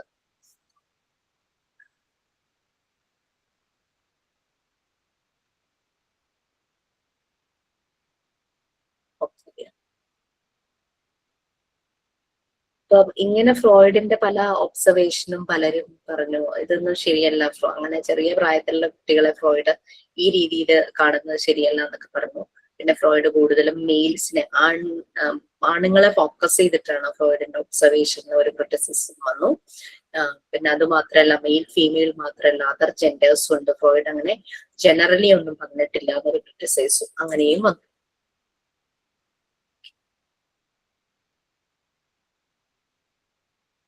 ഈ ഒരു സ്റ്റേജില് കുട്ടിക്ക് കൺഫ്യൂഷൻസ് മാത്രമേ ഉള്ളൂ, കുട്ടിക്ക് അതൊന്നും റിസോൾവ് ചെയ്യാൻ പറ്റിയിട്ടില്ല. നമ്മൾ ഈ ഒരു ഓരോ പ്രായത്തിലും കുട്ടികൾ ഓരോ ഡൗട്ട് ഭയങ്കര ക്യൂരിയസ് ആയിരിക്കുമല്ലോ, ഓരോ ഡൗട്ട് ചോദിക്കുമ്പോൾ നമ്മൾ അവരുടെ ഏജ് അപ്രോപ്രിയേറ്റ് ആയിട്ട് അവർക്ക് സാറ്റിസ്ഫൈ ചെയ്യുന്ന മറുപടി പറഞ്ഞു കൊടുക്കുമ്പോൾ അവർ ഓക്കെ ആയിരിക്കും. അതേസമയം നമ്മുടെ സൈഡിൽ നിന്ന് അങ്ങനെയുള്ള മറുപടികളൊന്നും കേൾക്കുന്നില്ല. അങ്ങനെ എന്തെങ്കിലും ചോദ്യങ്ങൾ ചോദിക്കുമ്പോൾ അത് തെറ്റാണ്, അങ്ങനെയൊന്നും ചോദിക്കാൻ പാടില്ല എന്നുള്ള രീതിയിലാണ് നമ്മൾ പറയുന്നതെങ്കിൽ അവർ അവരുടെ ആ ക്യൂരിയസ് മൈൻഡിനെ അങ്ങ് സപ്രസ് ചെയ്യും. അവർക്ക് ചോദിക്കാൻ പേടിയാവും, കുട്ടിയെ വഴക്ക് പറയും, അങ്ങനെയൊക്കെ ചെയ്യും. അപ്പൊ അത് അങ്ങനെ വരുമ്പോൾ റിസൾട്ട് വരുന്നത് ഇവരൊരു കാര്യം ഇനീഷ്യേറ്റീവ് ആയിട്ട് ചെയ്യാനായിട്ടുള്ള ടെൻഡൻസി കുട്ടിക്ക് കുറയും, കുട്ടി അങ്ങ് വിഡ്രോ ചെയ്യാൻ തുടങ്ങും പലപ്പോഴും. അതെ, ഒരു ഗിൽട്ട് ഫീൽ, ഓ ഞാനത് ചോദിക്കാൻ പാടില്ലായിരുന്നു, അതിലെന്തോ തെറ്റുണ്ട്, മിസ്റ്റേക്ക്, അങ്ങനത്തെ രീതിയിലൊക്കെ വരും. ഇനീഷ്യേറ്റ് ചെയ്യാതെ വരുന്നു. നെക്സ്റ്റ് ലേറ്റൻ പീരീഡ്, LATENT ആണ് കേട്ടോ, ലേറ്റൻ പീരീഡ്. ഇതിന്റെ ഏജ് റേഞ്ച് 6 തുടങ്ങി പ്യൂബർട്ടിയിലേക്ക് എത്തുന്ന ആ ഒരു പ്രായം. അപ്പോൾ ആഫ്റ്റർ 6 ഇയേഴ്സ് പ്യൂബർട്ടിയിലേക്കൊക്കെ എത്തുമ്പോഴേക്കും കുട്ടികൾക്കൊരു സെക്ഷുവൽ ഫീലിങ്സ് ഒക്കെ ഉണ്ടാകും എന്നാണ് ഫ്രോയിഡ് പറയുന്നത്. പിന്നെ ഈ ഒരു ടൈമിലാണ് സോഷ്യൽ സ്കിൽസ് എല്ലാം ഇവരിൽ ഡെവലപ്പ് ആകുന്നത്, വാല്യൂസ് ഡെവലപ്പ് ആകുന്നത്. പിന്നെ പീർ ഗ്രൂപ്പുമായിട്ടുള്ള ആ ഒരു ബോണ്ടിങ് കുറച്ചുകൂടെ സ്ട്രോങ് ആകുന്നത് ഈ ഒരു സമയത്താണ്. പിന്നെ ഫാമിലി, അതൊരു 6 ഇയേഴ്സ് വരെയൊക്കെ ഫാമിലി അങ്ങനെയായിട്ട് കണക്റ്റഡ് ആയിരുന്ന കുട്ടി ഔട്ട്സൈഡ് ഫാമിലിയിലുള്ള ആളുകളുമായിട്ട് കൂടുതൽ ഇന്ററാക്ട് ചെയ്യാനായിട്ട് തുടങ്ങും. ഓക്കെ, ഇപ്പൊ 6 ഇയേഴ്സ് വരെയാണ് മോണ്ടിസോറി എൻവയോൺമെന്റിൽ കുട്ടികൾ വളരുന്നത്. ആഫ്റ്റർ 6 ഇയേഴ്സ് എന്ന് പറയുമ്പോൾ അവർ സാധാരണ ഒരു സ്കൂളിലേക്ക് ഒക്കെ പോകാൻ തുടങ്ങും, കൂടുതൽ കുട്ടികളുമായിട്ട് ഇന്ററാക്ട് ചെയ്യാനായിട്ട് തുടങ്ങും.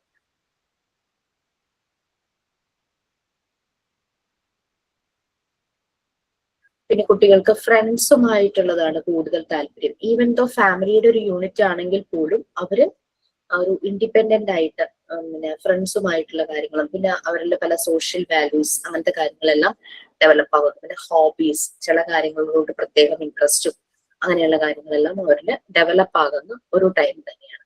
അപ്പൊ ശരിക്കും ഇവർക്കൊരു സെക്ഷുവലി ഒരു ഇതുണ്ട്. അപ്പൊ അതിനെ നമ്മൾ ഡീവിയേറ്റ് ചെയ്ത് അതർ ഇൻട്രസ്റ്റിലേക്ക് ഇവരെ കൊണ്ടുപോകണം എന്നാണ് പറയുന്നത്.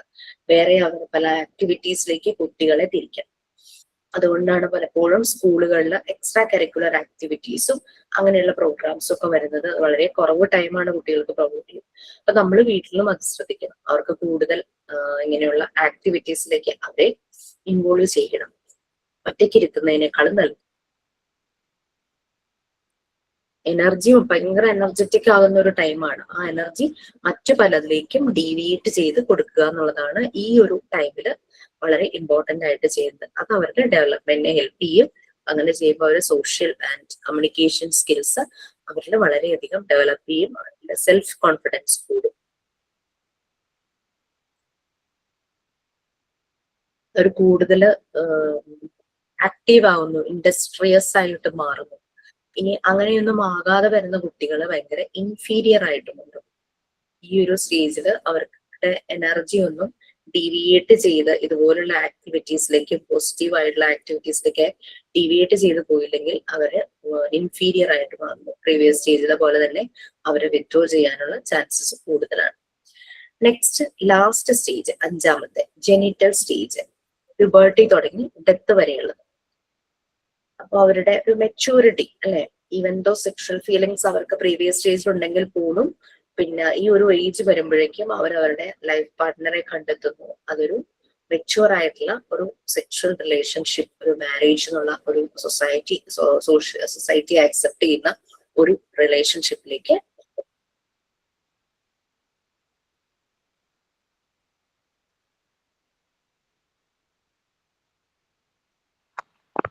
ത്രൂ ഔട്ട് ലൈഫ് ചോദിക്കും.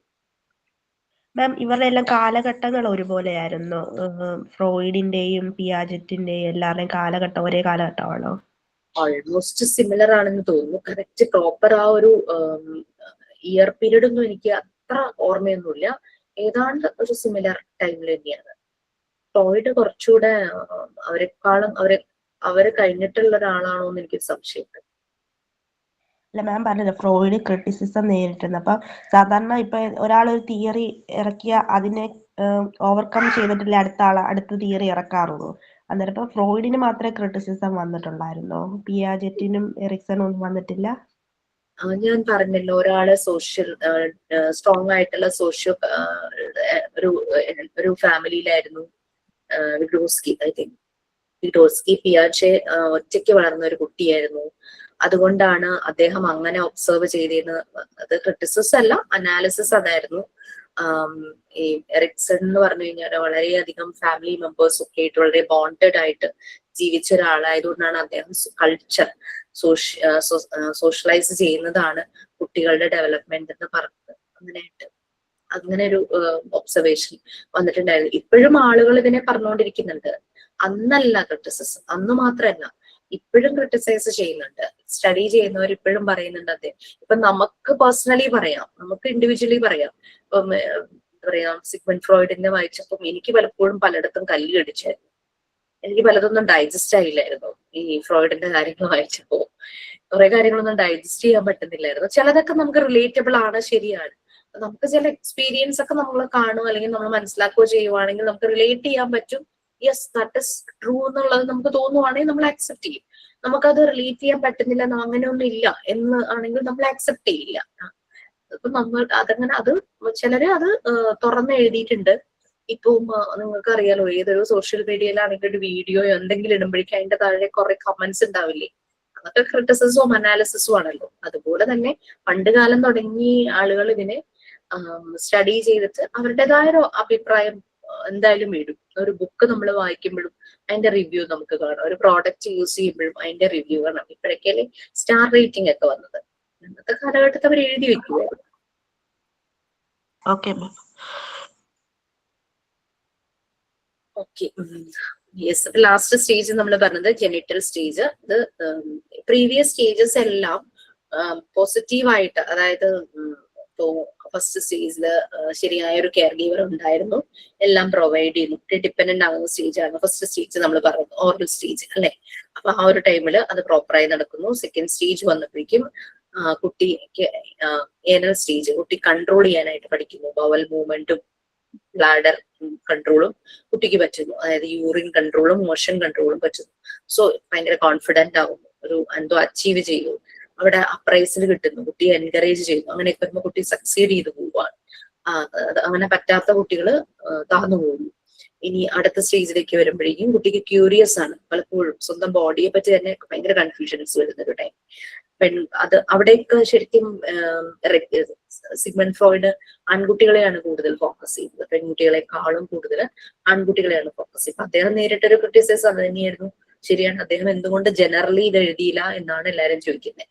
അദ്ദേഹം മെയിൽ ഫീമെയിൽ എന്ന് പറഞ്ഞെങ്കിലും മെയിലിനെ മാത്രം ഫോക്കസ് ചെയ്തിട്ടാണ് പല ഒബ്സർവേഷൻ ചെയ്തത്. ചിലര് പറഞ്ഞു നമ്മുടെ നാട്ടിൽ മെയിൽ ഫീമെയിൽ മാത്രമല്ല അതർ ജെൻഡേഴ്സും ഉണ്ട്, അപ്പൊ എന്തുകൊണ്ട് അദ്ദേഹം അത് അങ്ങനെ എഴുതിയില്ല.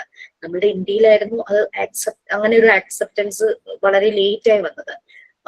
ആഫ്രിക്കൻ കൺട്രീസിലൊക്കെ ആദ്യം തുടങ്ങി അവർ പറയണത് 5 ജെൻഡേഴ്സ് ആണ് ശരിയായിട്ടുള്ളത്. അവർ ഇന്ത്യയിലൊക്കെ 2 ജെൻഡേഴ്സേ ഉള്ളൂ എന്ന് കാണുമ്പോൾ അവർ നമ്മളെ കളിയാക്കുമായിരുന്നു. ഇത് എന്ത് കൺട്രി എന്നാ ചോദിക്കുന്നത്.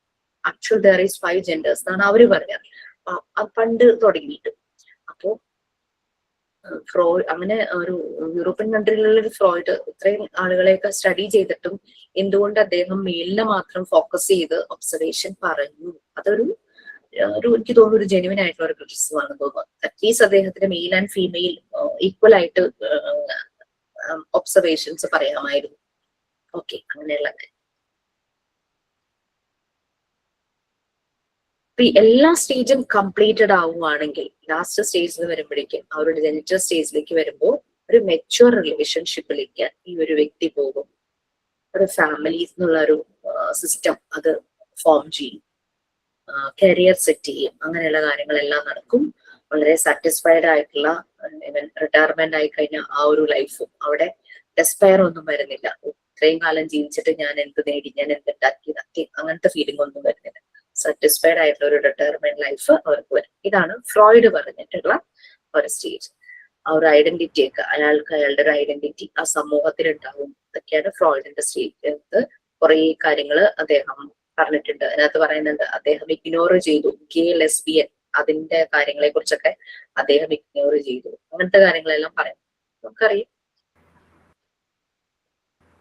നമ്മൊരു കാര്യം ചോദിക്കട്ടെ, ഇപ്പൊ ഒരു കുട്ടി ഏതെങ്കിലും ഒരു സ്റ്റേജ് ലാക്ക് ചെയ്യാനുണ്ടെങ്കിൽ അത് മീൻസ് ഇപ്പം ആസ് എൻ എക്സാമ്പിൾ ഇപ്പം യൂറിനേറ്റ് ചെയ്യുന്നത് കുട്ടി 1 തൊട്ട് 3 തൊട്ട് പഠിക്കും എന്നാ പറയുന്നത്. ഇപ്പൊ ഇൻ കേസ് അത് യൂറിനേറ്റ് ചെയ്യുന്നത് പഠിച്ചില്ല, അത് കണ്ടിന്യൂ മുമ്പിലോട്ട് പൊക്കോണ്ടിരിക്കുകയാണെങ്കിൽ ഷെയിം വരും. പക്ഷെ അതിനെ ഓവർകം ചെയ്യാനായിട്ട് നമുക്ക് എന്തെങ്കിലും ചെയ്യാൻ പറ്റുമോ? അതോ അത് ലൈഫ് ടൈം അങ്ങനത്തെ, ലൈഫ് ടൈം എന്നല്ല, ഒരു പ്രായം വരെ അങ്ങനെ തന്നെ കാണുമോ എന്നാണോ ഉദ്ദേശിക്കുന്നത്? ചിലപ്പോ ചാൻസസ് ഉണ്ടാകാം മസിൽസിന്റെ എന്തെങ്കിലും പ്രശ്നങ്ങൾ കൊണ്ടുണ്ടാവും. അത് ചെറുപ്രായത്തിൽ നമ്മളത് ഡോക്ടറെ കാണിക്കുവാണെങ്കിൽ ചിലപ്പോ അത് ട്രീറ്റ് ചെയ്യും. ഞാൻ പറയാൻ കാരണം ഒരു ക്ലാസ്സിൽ ഷെയർ ചെയ്തൊരു കാര്യമാണ്. വളരെ ആക്റ്റീവ് ആയിട്ടുള്ള ഒരു പെൺകുട്ടി കോളേജിലും സ്കൂളിലും ഒക്കെ വളരെ ആക്റ്റീവ് ആയിട്ടുള്ള ഒരാളായിരുന്നു. പക്ഷേ മാരേജ് ചെയ്ത് പിറ്റേ ദിവസം തന്നെ ഹസ്ബൻഡ് തിരിച്ച് വീട്ടിൽ കൊണ്ടുവന്നാക്കി. കാരണം ബെഡ് വെറ്റിംഗ്. അപ്പൊ എന്തോ അതിന് ചെറുപ്പത്തിൽ ആ ഒരു കൺട്രോൾ ശരിയായിട്ടുണ്ടാവില്ല. മേ ബി മസിൽസിന്റെ എന്തെങ്കിലും പ്രോബ്ലം ആയിരിക്കാം. അത് ട്രീറ്റ് ചെയ്യേണ്ടതായിരുന്നിരിക്കാം. അത് മറച്ചു വെച്ചിട്ടുണ്ടാകാം എല്ലാരും. വീട്ടിലും സപ്പോർട്ട് ഉണ്ടായിരുന്നു കാണില്ല. കുട്ടിയെ വഴക്ക് പറഞ്ഞിട്ടുണ്ടാകാം. അതൊക്കെ ആയിരിക്കും. ബിക്കോസ് ആസ് എൻ എക്സാമ്പിൾ ഇപ്പൊ ഞാൻ പറഞ്ഞ ഇപ്പൊ എന്റെ മൂത്ത മോൻ തന്നെ ഇപ്പൊ 7 വയസ്സുണ്ട്. പക്ഷെ ഇപ്പോഴും സാറ് രാത്രി ബെഡ് വെറ്റിംഗ് ഉണ്ട്. 7 വയസ്സായിട്ടും ബെഡ് വെറ്റിംഗ് നമ്മള് ഉറക്കത്തിൽ നമ്മളെ എടുത്ത് പഠിപ്പിക്കണം. അത് നമ്മൾ ബാക്കി ഇളയ 2 പിള്ളേർക്കും അങ്ങനെ ഒരു സ്വഭാവം ഇല്ല. അവർക്ക് ഈ മറ്റേ റബ്ബർ ഷീറ്റ് ഒന്നും വിരിക്കേണ്ട ആവശ്യമേ ഇല്ല. പക്ഷെ ഈ മൂത്ത കുട്ടി മാത്രം ബെഡ് വെറ്റിംഗ് ചെയ്യും. നമ്മൾ എടുത്ത് പഠിപ്പിച്ചില്ലെങ്കിൽ പെടുത്ത് കളയും. ഇപ്പൊ നമ്മള് ഉറങ്ങിക്കഴിഞ്ഞിട്ട് ഇപ്പൊ നമ്മൾ കിടക്കുന്ന മുമ്പേ നമ്മള് വാഷ്റൂം പാസ് ചെയ്യിപ്പിച്ചിട്ടായിരിക്കും കിടക്കുന്നത്. പക്ഷെ ഒരു അരമണിക്കൂർ ആകുമ്പോഴത്തേക്ക് നമ്മൾ എടുത്ത് പഠിപ്പിച്ചില്ലെങ്കിൽ സാർ ബെഡിനകത്ത് പെടുത്തും. അപ്പൊ നമ്മൾ രാവിലെ ഷൈ ഫീൽ ചെയ്യിപ്പിക്കും.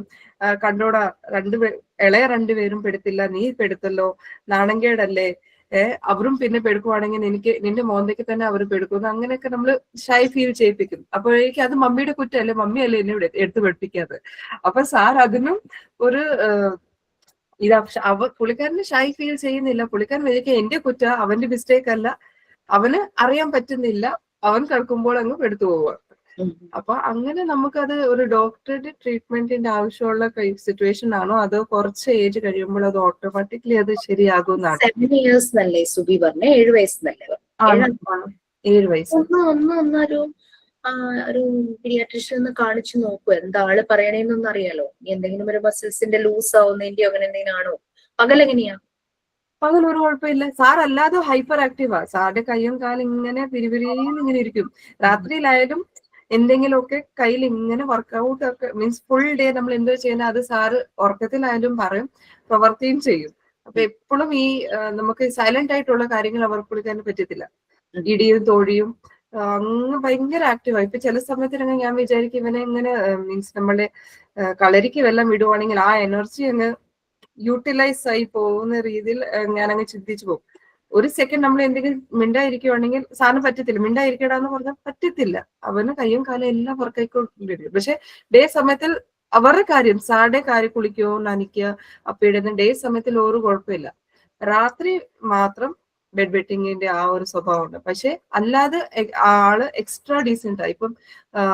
ഇപ്പൊ മോള് കുഞ്ഞായിരുന്നപ്പോൾ അവൻ തന്നെയാ നോക്കിയത്. ഇപ്പം കുഞ്ഞു പെടുത്തൂന്ന് അവൻ കണ്ട അവളുടെ തുണിയെല്ലാം മാറി ഡ്രസ്സ് മാറ്റി പുതിയ ഡ്രസ്സ് ഇടിപ്പിക്കുക, ആ കാര്യം എല്ലാം അവനറിയാം. ഇപ്പം അതിന്റെ മീൻസ് മൂത്തതിന്റെ ഇടയിൽ 2 പിള്ളേരുണ്ട്. അപ്പൊ 2 പേരും ടേക്ക് കെയർ ചെയ്യാവാനാ. ഇപ്പൊ ഞാൻ എന്തെങ്കിലും കിച്ചണിൽ ജോലി ചെയ്യുവാണെങ്കിൽ അതർ ആക്ടിവിറ്റീസ് ബിസി ആണെങ്കിൽ സാർ തന്നെ നോക്കിക്കോളും. ഇപ്പൊ കുഞ്ഞു കാര്യമാണെങ്കിൽ അവളെ എടുത്തുകൊണ്ട് റോഡിൽ പോവുക, അവളെ കളിപ്പിക്കുക, എന്തെങ്കിലും ചെയ്യുക, എന്തെങ്കിലും കഴിക്കാൻ കൊടുക്കുക, എല്ലാം നമുക്ക് കോൺഫിഡന്റ്ലി ഏൽപ്പിച്ചിട്ട് പോകാം. പക്ഷെ ഈ കാര്യം മാത്രമേ ഉള്ളൂ സാറിന് പറ്റാത്തത്. ഓക്കെ. അപ്പൊ അത് എനിക്ക് തോന്നുന്നു 7 വയസ്സെന്ന് പറയുമ്പോഴേക്കും ആള് അതിനെപ്പറ്റി ബോധർ ചെയ്യണമില്ല അല്ലെ? പുള്ളിക്കാരൻ പറയുന്നത് എന്താ, മോൻ പറയുന്നത് എന്താ, ഇപ്പൊ ഞാൻ ഇപ്പം ദേഷ്യപ്പെടുമ്പോൾ ചില സമയത്ത് നമുക്ക് ചിലപ്പം നമ്മളങ്ങ് ഡീപ് സ്ലീപ്പിൽ പോയാൽ സാർ ബെഡ് വെറ്റ് ചെയ്യും. അപ്പം ഇല്ലെങ്കിൽ അവൻ ഉറങ്ങി കഴിഞ്ഞിട്ട് ഞാൻ വെയിറ്റ് ചെയ്യും. 1 മണിക്കൂർ അരമണിക്കൂറത്തേക്ക് വേണ്ടി ഞാൻ വെയിറ്റ് ചെയ്തിട്ടായിരിക്കും ഉറങ്ങുന്നത്. സോ ദാറ്റ് അവന് യൂറിനേറ്റ് ചെയ്താൽ 1 പ്രാവശ്യമേ ഉള്ളൂ, രാത്രി ഒറ്റ പ്രാവശ്യം യൂറിനേറ്റ് ചെയ്തിട്ടുള്ളൂ. അപ്പം അത് നമ്മൾ വെയിറ്റ് ചെയ്തിട്ട് അവനെ പഠിപ്പിച്ചു കഴിഞ്ഞിട്ടായിരിക്കും പിന്നെ നമ്മൾ കിടന്ന് ഉറങ്ങുന്നത്. അപ്പൊ നമ്മൾ എപ്പോഴും പറയാം എത്ര നേരം ഉറക്കത്തിന്റെ റൂട്ടുകൾ ഉറങ്ങി കഴിഞ്ഞിപ്പോ നമ്മൾ കിടക്കാനായിട്ട് ബെഡിൽ കിടക്കടാന്ന് പറയുമ്പോൾ സാർ വാഷ്റൂം പാസ് ചെയ്യും, കൈ മോന്ത കഴുകിയിട്ട് ഡ്രസ്സ് മാറ്റിയിട്ട് കട്ടിലേക്ക് കയറും. അതൊരു 1/2 hour to 45 minutes ഉള്ളിൽ തന്നെ നമ്മൾ എടുത്ത് പഠിപ്പിച്ചില്ലെങ്കിൽ സാറ് എടുത്ത് കളയും.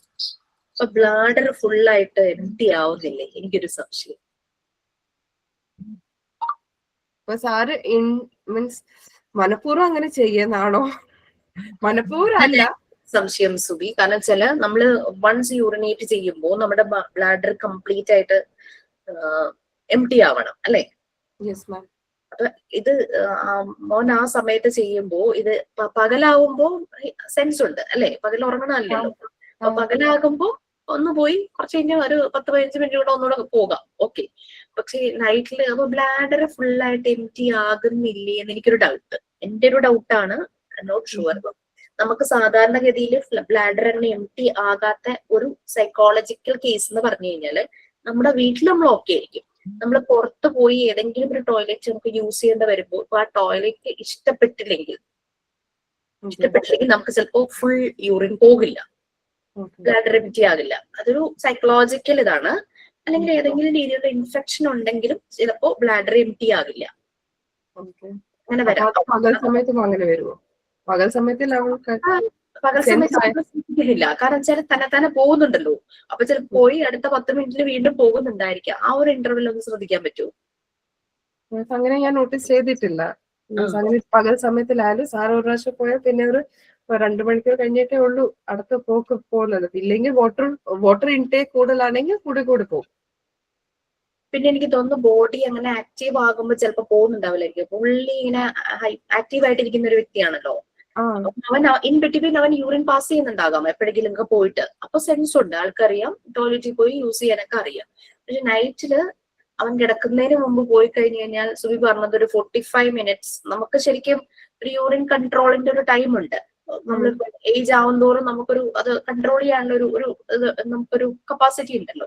അപ്പൊ പോയിട്ട് വീണ്ടും ഒരു അധികം സമയം ആകുന്നതിന് മുമ്പ് തന്നെ വീണ്ടും പോകുന്നു.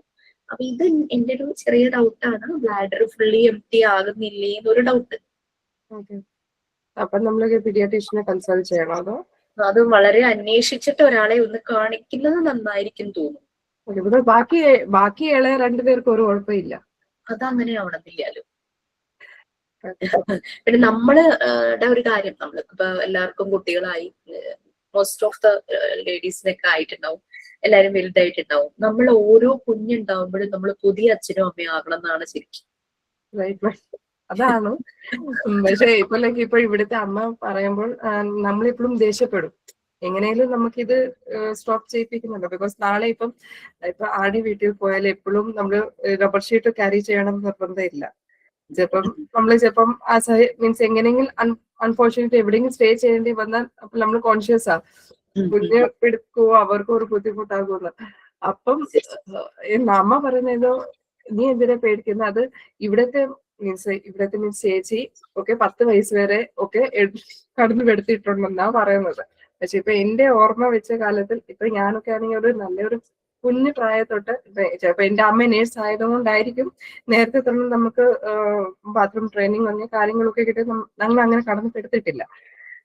അപ്പൊ അതറിയത്തില്ല. അതുകൊണ്ട് ഞാനൊന്ന് ക്ലിയർ ചെയ്യണം എന്ന് വിചാരിക്കും. നമ്മളിപ്പോ പഠിക്കുമ്പോൾ എല്ലാം നമ്മൾ പറയുന്നുണ്ട് 1 തൊട്ട് 3 വയസ്സ് വരെ നമുക്ക് ടോയ്ലറ്റ് ട്രെയിനിങ് കിട്ടും, ടോയ്ലറ്റ് കൺട്രോൾ കിട്ടും. പക്ഷെ എന്റെ സംബന്ധിച്ച് എന്റെ പിള്ളേരെ സംബന്ധിച്ച് മുത്തപ്പന്റെ സംബന്ധിച്ച് ഒട്ടുമേ ഇല്ല. അത്